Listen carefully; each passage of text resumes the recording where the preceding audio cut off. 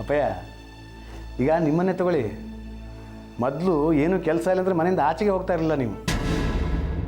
ಈಗ ಗುರುತು ಪರಿಚಯ ಇರಲಿ ಇಲ್ಲದೆ ಇರಲಿ ಹೊರಗಡೆ ಕೂತ್ಕೊಂಡು ಕಾಲ ಕಳಿತೀರಿ. ಏನೋ ಕೆಲಸ ಇದೆ ಅಂತ ಎಲ್ಲಿಗೋ ಹೋಗ್ತೀರಿ. ಏನಿದೆಲ್ಲ? ಅಲ್ಲಯ್ಯ, ನೀನು ಕಾಲೇಜಲ್ಲಿ ಸರಿಯಾಗಿ ಪಾಠ ಮಾಡ್ತೀಯಾ? ಅಲ್ಲ ಅವರಿವ್ರ ಮೇಲೆ ಹೀಗೆ CID ಕೆಲಸ ಮಾಡ್ತೀಯಾ?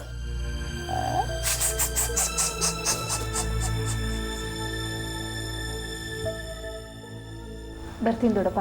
ಆಯ್ತಮ್ಮ, ಬರಲ ಅಣ್ಣ?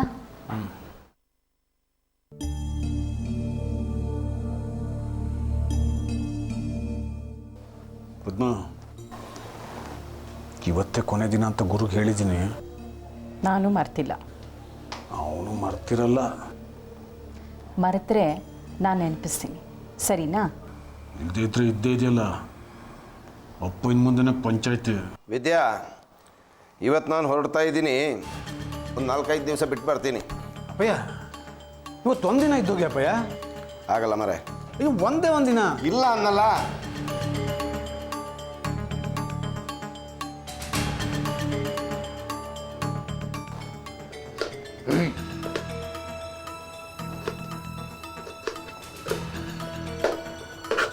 ಅಪ್ಪಯ್ಯ ಇರಲ್ಲ ಅಂತ ವಿಷಯನ ಅಲಕ್ಷ್ಯ ಮಾಡಬೇಡ. ಇಂಥ ವಿಷಯಗಳು ಪೂರ್ತಿ ಹದಗೆಟ್ಟು ಹೋಗಿದ್ದ ಮುಂಚೆ ಇತ್ಯರ್ಥ ಆದ್ರೂ ಒಳ್ಳೇದು. ಈ ಸಲ ಆದ್ರೂ ಮುಗೀಲಿ.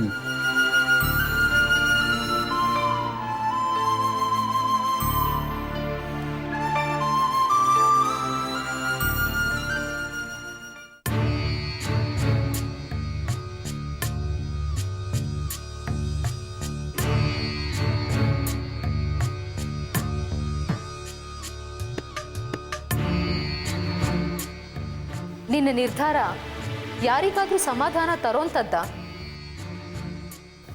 ಎಲ್ಲರ ಬದುಕು ಮುಖ್ಯ ಅಲ್ವಾ ಯಶು? ವಾ, ಪರಸ್ತ್ರೀಯರಿಗೆ ಬಾಳ್ ಕೊಡೋದು ಅಂದ್ರೆ ಗಂಡಸರಿಗೆ ತುಂಬಾ ಇಷ್ಟವಾದ ಸಂಗತಿ ಅನ್ಸತ್ತೆ ಅಲ್ವಾ?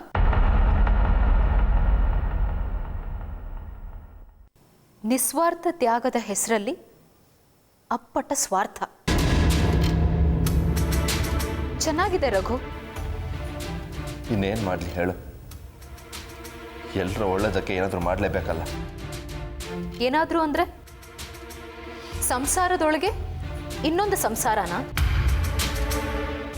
ಇದರಿಂದ ಮನಸ್ಸುಗಳು ಒಂದಾಗತ್ತೆ ಅಂತ ನೀನು ಭಾವಿಸಿದ್ಯಾ?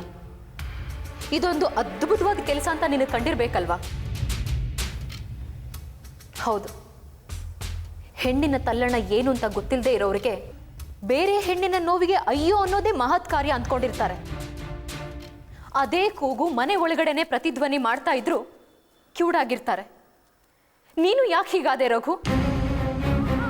ಯಶು, ನೀನು ಆಡ್ತಿರೋ ಮಾತು ತುಂಬ ಚೀಪ್ ಅನ್ನಿಸ್ತಾ ಇದೆ. ಓ, ಅದಕ್ಕೆ ತಾನೆ ನನ್ನ ಹತ್ರ ನೇರವಾಗಿ ಹೇಳೋದಕ್ಕಾಗದೆ ಅಕ್ಕನ ಹತ್ರ ಸಮಜಾಯಿಷಿ ಸಮಾಧಾನದ ಬಗ್ಗೆ ಹೇಳ್ತಾ ಇದ್ದಿದ್ದು. ನಾನು ನಿಜ ವಿಚಾರ ಹೇಳಿದ್ರೆ ನಿನಗೆ ಚೀಪ್ ಅನ್ಸತ್ತೆ ಅಲ್ವಾ? ಹೆಂಡತಿ ಎದುರಿಗೆ ಇನ್ನೊಬ್ಳಿಗೆ ಬದುಕು ಕೊಡ್ತೀನಿ ಅಂತ ಹೇಳೋದು ಚೀಪ್ ಅನ್ಸಲ್ವಾ ನಿನಗೆ? ಇದೆಲ್ಲ ನಾವೇ ಮಾಡಿದ ಅಪರಾಧ ಅಲ್ವಾ ಯಶು? ನೀನು ಸ್ವಲ್ಪ ಸಮಾಧಾನ ತೋರಿಸಿದ್ದಿದ್ರೆ ಇಂಥ ಫಜೀತಿಗಳೆಲ್ಲ ಬರ್ತಾನೆ ಇರಲಿಲ್ಲ. ಮತ್ತದೇ ಮಾತು ಹೇಳಿ ನಾನು ಬಾಯಿ ಮುಚ್ಚೋ ಪ್ರಯತ್ನ ಮಾಡಬೇಡ ರಘು. ಕೇಳಿ ಕೇಳಿ ಅಸಹ್ಯ ಬಂದಿದೆ. ಸಮಜಾಯಿಷಿ ಹೇಳೋ ಅಗತ್ಯ ಏನು ಉಳಿದಿಲ್ಲ ಈಗ. ರಘು, ಒಂದು ಕೆಲಸ ಮಾಡು, ಈ ಮನೆನ 3 ಭಾಗ ಮಾಡಿಬಿಡು. ದೇವ್ಕಿಗೆ, ಸುನೀತಂಗೆ, ನನಗೆ. ಎಷ್ಟು ಚೆನ್ನಾಗಿರುತ್ತಲ್ವಾ ಪ್ಲಾನ್? ಅವರಿಬ್ರು ಆರಿಸ್ಕೊಂಡು ಬಿಡ್ತಾರಲ್ಲ, ಆ ಜಾಗದಲ್ಲಿ ನಾನು ಇರ್ತೀನಿ. ಹಿರಿತನ ಅನ್ನೋದು ಸಹನೆಗೆ ಮೀಸಲಲ್ವಾ? ಅದಕ್ಕೆ ಎಲ್ಲರೂ ಊಟ ತಿಂಡಿ ವ್ಯವಸ್ಥೆನೂ ನಾನೇ ಮಾಡ್ತೀನಿ, ತಟ್ಟೆನೂ ನಾನೇ ತೊಳಿತೀನಿ. ಯಶು ಪ್ಲೀಸ್, ಯಾಕೆ ಏನೇನೋ ಮಾತಾಡ್ತಾ ಇದೀಯಾ? ನನ್ನ ನಿರ್ಧಾರದಿಂದ ನಮಗೆ ಬಂದಿರೋ ಸಮಸ್ಯೆನಾದ್ರೂ ಪರಿಹಾರ ಆಗ್ಬೋದಲ್ಲ? ಚೆನ್ನಾಗಿದೆ. ಒಟ್ನಲ್ಲಿ ಹಳೆ ಸಮಸ್ಯೆ ಪರಿಹಾರ ಆದ್ರೆ ಸಾಕು, ಹೊಸ ಸಮಸ್ಯೆ ಹುಟ್ಕೊಂಡ್ರೂ ಪರವಾಗಿಲ್ಲ ಅಲ್ವಾ?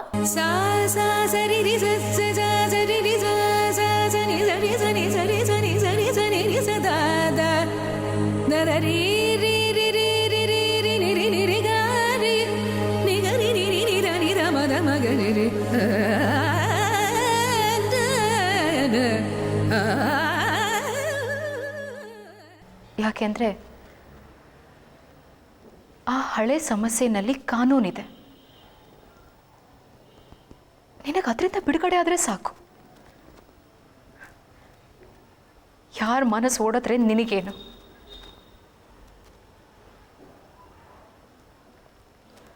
ಭಾವನೆಗಳಿಗೆ ಕಾನೂನಿಲ್ಲ ಅಲ್ವಾ?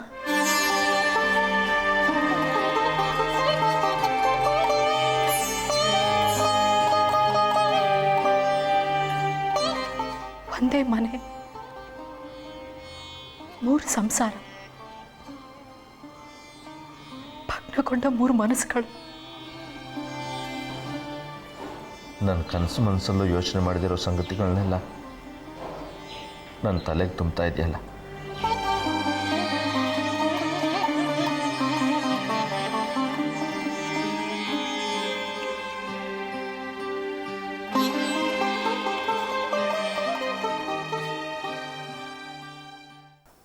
ನನ್ನನ್ನು ತುಂಬ ಕೀಳಾಗಿ ಭಾವಿಸಿದೆ ಯಶು. ಹೌದು, ನನ್ನ ಗಂಡನ ವಿಚಾರ ಬಂದಾಗ ನಾನು ಯಾವುದನ್ನು ಬೇಕಾದರೂ ಕಳ್ಕೊಳ್ಳೋದಕ್ಕೆ ಸಿದ್ಧವಾಗಿದ್ದೀನಿ. ಯಾಕೆಂದರೆ ನನ್ನ ಎದೆಯೊಳಗೆ ಜಾಗ ಇರೋದು ಅವನೊಬ್ಬನಿಗೆ ಮಾತ್ರ. ಹಾಗೆ ನಾನು ಅವನಿಂದ ಬಯಸೋದು ಅದನ್ನೇ. ಅವನೆದುರು ಮಗು ಆಯ್ಕೆ ಪ್ರಶ್ನೆ ಬಂದರೂ ನನ್ನ ಮೊದಲ ಆಯ್ಕೆ ಗಂಡನೇ. ಇದು ಇವತ್ತಿನ ಮಾತಲ್ಲ. 9 ವರ್ಷದಿಂದ ನನಗೆ ಮಗು ಇಲ್ಲದೆ ಇದ್ದಾಗಲೂ ನನ್ನ ಆದರ್ಶ ಇದೇ ಆಗಿತ್ತು. ಇದು ಯಾವತ್ತೂ ಬದಲಾಗಿಲ್ಲ, ಬದಲಾಗೋದು ಇಲ್ಲ.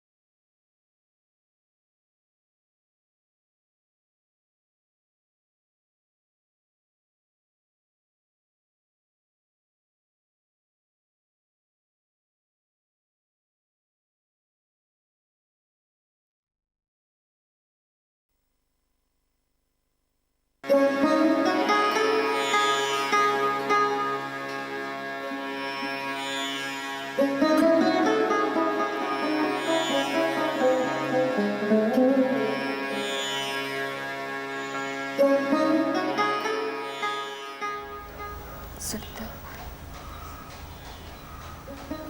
ನಾನು ಡೆಲಿವರಿಗೆ ಹೋಗೋದಕ್ಕಿಂತ ಮುಂಚೆ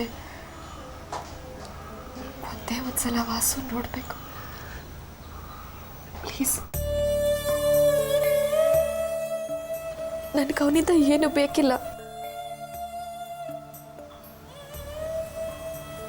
ಒಂದೇ ಒಂದ್ಸಲ ಕ್ಷಮೆ ಕೇಳಬೇಕು, ಪ್ರೀತಿಯ ಕ್ಷಮೆ. ಇದೊಂದೇ ಆಸೆ ನೆರವೇರಿಸ್ತೀಯಾ?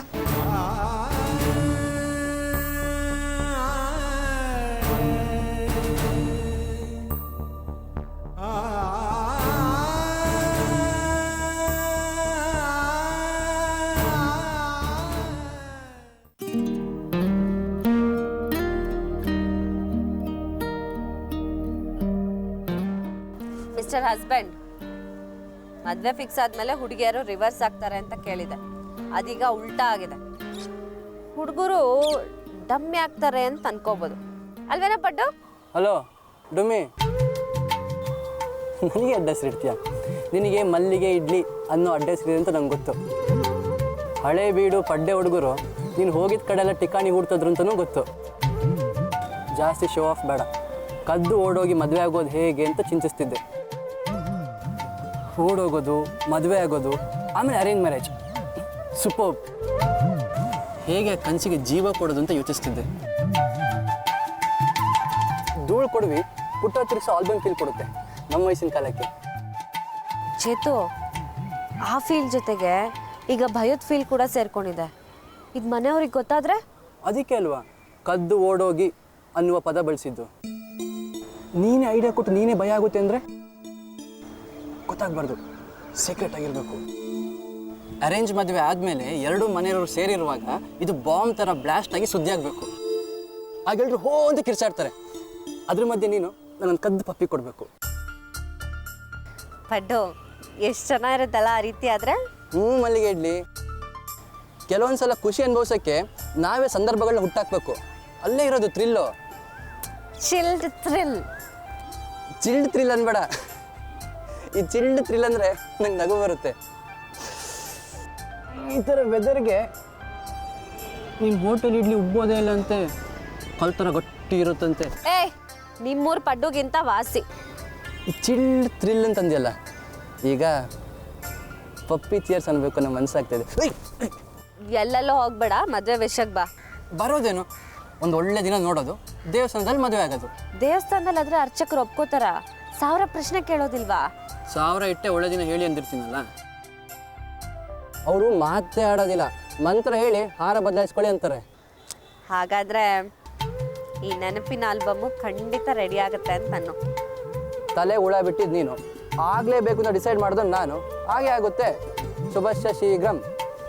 ಮಲ್ಲಿಗೆ ಅನ್ನೋ ಹುಡುಗಿಗೆ ಪಡ್ಡು ಅನ್ನೋ ಹುಡುಗ.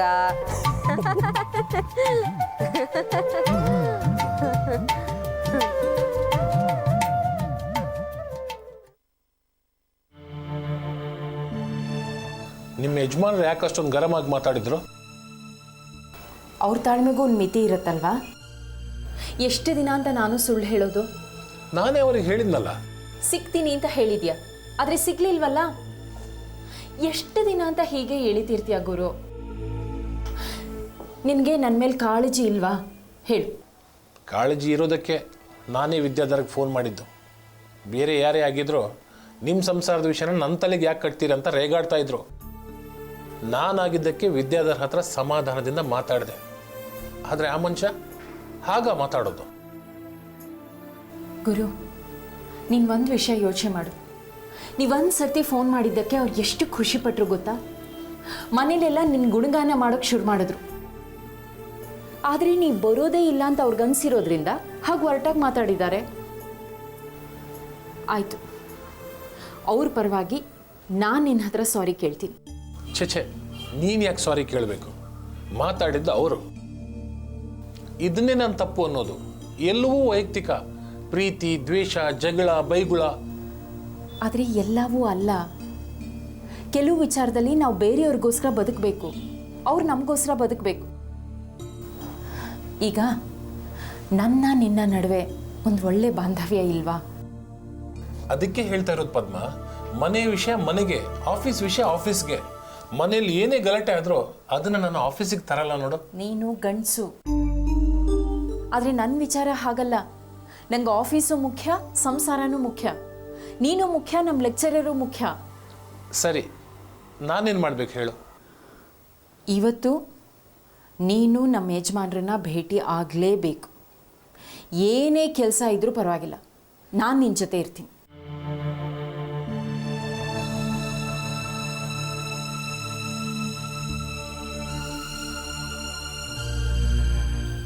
ಸರಿ.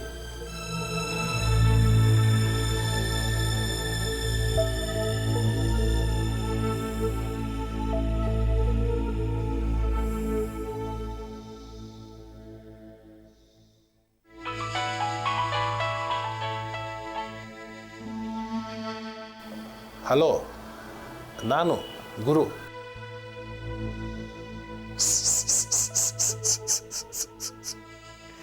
ಹುಲಿವೇಷ ಹೇಗಿದೆ? ಹುಲಿ ವೇಷನ? ಹ್ಞೂ, ನಿಮ್ಮ ನೆನೆಸ್ಕೊಂಡಾಗೆಲ್ಲ ಹುಲಿವೇಷ ಹಾಕೊಂಡು ಕುಣಿತಾರಲ್ಲ ಹಾಗೆ ಕಾಣ್ತೀರಿ. ಅವತ್ತು ಕಾರ್ಕಳದಲ್ಲಿ ಪದ್ಮಂಗೆ ಲಾಡ್ಜಲ್ಲಿ ತೋರಿಸ್ತಾ ಇದ್ರಲ್ಲ, ಬಾಯಲ್ಲಿ ನಿಂಬೆಹಣ್ಣು, ಮೈ ತುಂಬ ಪಟ್ಟೆ, ಬಾಲ.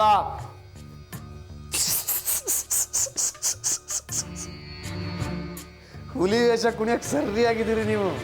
ನಿಮ್ಮ ರುಂಡ ಮುಂಡ ಕೈ ಕಾಲು ಎಲ್ಲ ಚೆನ್ನಾಗಿ ಒಪ್ಪುತ್ತೆ. ಬೆನ್ಮೇಲೆ 4 ಮರಿನೂ ಬೇಕಾದ್ರೆ ಆಡಕ್ಕೆ ಬಿಟ್ಬಿಡ್ಬೋದು. ಅದೇನೋ ಸರಿ, ನನ್ನ ಬೆನ್ನ ಮೇಲೆ ಹುಲಿ ಮರಿ ಕುಣಿಯೋಕ್ಕೆ ಬೇಕಾದಷ್ಟು ಜಾಗ ಇದೆ. ಆದರೆ ನಿಮ್ಮ ತಲೆಯೊಳಗೆ ಅದ್ಯಾಕೆ ಮರಿ ಹುಳಗಳನ್ನ ಬಿಟ್ಕೊಂಡಿದ್ದೀರಾ? 4 ಅಲ್ಲ 5 ಅಲ್ಲ 100 ಹುಳಗಳನ್ನ ಬಿಟ್ಕೊಂಡಿದ್ದೀರಲ್ಲ, ಮೊದಲು ಅದನ್ನು ತೆಗೆದು ಹಾಕಿ. ಹುಳ ತೆಗಿಯೋಕ್ಕೆ ಮುಂಚೆ ಹುಲಿ ವೇಷ ನಿಲ್ಲಿಸಿ. ಸಾಕಾಗಿದೆ. ಹಗಲು ರಾತ್ರಿ ಬರೀ ತಮಟೆ ಸದ್ಯ ಕೇಳಿಸ್ತಾ ಇರುತ್ತೆ. ಕೆಲಸದ ಒತ್ತಡ ನಿಮ್ಮನ್ನು ಭೇಟಿ ಮಾಡೋಕ್ಕಾಗಿಲ್ಲ. ಆದಷ್ಟು ಬೇಗ ಸಿಗ್ತೀನಿ, ಎಲ್ಲವನ್ನು ಕ್ಲಿಯರ್ ಮಾಡ್ತೀನಿ. ಅಲ್ಲಿವರೆಗೆ ಶಾಂತವಾಗಿರಿ. ಹುಳನ ತೆಗೆದು ಹಾಕಿ, ಇಲ್ಲ ಹುಳಕ್ಕೆ ಆಹಾರ ಹಾಕಿ ಶಾಂತವಾಗಿರೋದಕ್ಕೆ ಬಿಡಿ. ಸಿಗ್ತೀನಿ.